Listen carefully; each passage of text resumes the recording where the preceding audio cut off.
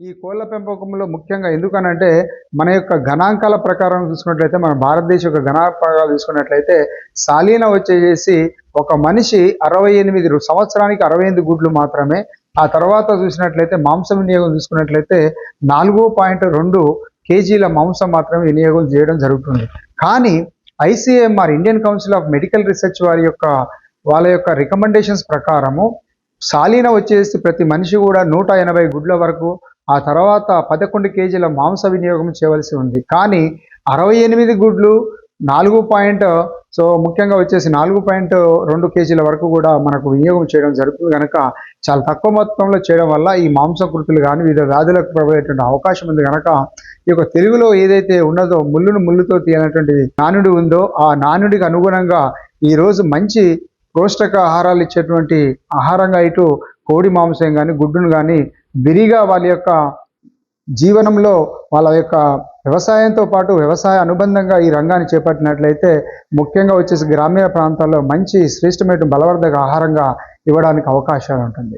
అయితే ముఖ్యంగా ఈ గ్రామీణ ప్రాంతాల్లో వచ్చేసి వ్యవసాయ అనుబంధంగా ఈ యొక్క ముఖ్యంగా పెరటికి అనువైనటువంటి కోళ్ళను చూసుకున్నట్లయితే ముఖ్యంగా ఈ మధ్యకాలంలో అభివృద్ధి పరిచినటువంటి వనశ్రీ అని చెప్పేసి జాతీయ మాంస పరిశోధన సంస్థ హైదరాబాదు వాళ్ళ అభివృద్ధి పరచబడినటువంటి కోడిని చూసుకున్నట్లయితే ఈ వనశ్రీ అని చూడడానికి ఇది దాదాపు వచ్చేసి మన ఎసిల్ కోళ్ళ మాదిరిగానే ఉండడము, అలాగనే గ్రామీణ ప్రాంతాల్లో చూసుకున్నట్లయితే పిల్లులు గద్దలు ఈ యొక్క కాకులు లాంటి ఎలాంటి కూడా బెడత లేకుండా ముఖ్యంగా వాటి నుండి తప్పించుకుంటూ అవి రక్షించుకుంటూ ముఖ్యంగా యొక్క మంచిగా ఎదిగి ఇవి దాదాపు వచ్చేసి 20 వారాల్లోనే దాదాపు 1.5 కేజీ పైనే రావడము, ఆ తర్వాత 24 నుంచి 26 వారాల మధ్యన గుడ్ల ఉత్పత్తి అనేది స్టార్ట్ చేయడం జరిగి ముఖ్యంగా ఇవి గుడ్లు చూసినట్లయితే దాదాపు 140 నుంచి 150 గుడ్ల వరకు కూడా పెరుగుతూ ఉంటుంది.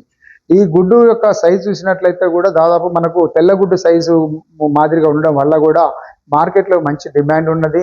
ఆ తర్వాత మాంసం కూడా చూసుకున్నట్లయితే ముఖ్యంగా నాటుకోళ్ళ మాదిరిగానే పెరుగుతుంది కనుక మాంసం కూడా రుచికరంగాను శ్రేష్టంగా ఉండడంతో కూడా గ్రామీణ ప్రజలు చాలా ఇష్టంగా ముఖ్యంగా ఇష్టంగా తినడానికి కూడా అవకాశం ఉంటుంది. కనుక ముఖ్యంగా ఇలాంటి ఇప్పుడు వనశ్రీ కానీ గ్యాగస్ లాంటివి కానీ ఈ రాజశ్రీ లాంటి సంబంధించినటువంటి కోళ్ళే కానీ ఆ తర్వాత శ్రీనిధి కానీ వనరాజే కానీ గిరిరాజే కానీ ఇలాంటి కోళ్ళను పెంచుకున్నట్లయితే మంచి రాబడి అనేది రావడం జరుగుతుంది.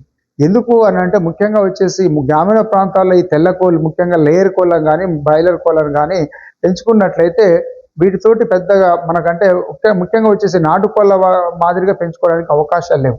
ఎందుకంటే ఇవి తెల్ల ఈకలు కలిగి ఉండడం వల్ల వాతావరణ పరిస్థితులు తట్టుకోలేవు, వ్యాధి నిరోధక శక్తి కూడా తక్కువ ఉండడం వల్ల ముఖ్యంగా వ్యాధులు ప్రబలి చనిపోవడానికి అవకాశం ఉంటుంది. కనుక రంగులు కలిగినటువంటి ఈకలు కలిగినటువంటి అభివృద్ధి పరిచమైన కోళ్ళను కాక పెంచుకున్నట్లయితే రైతులు మంచి వ్యవసాయంతో పాటు మనకు వ్యవసాయంగా అనుబంధంగా వచ్చేసి మంచి రాబడి పొందడానికి అవకాశం అనేది ఉంటుంది.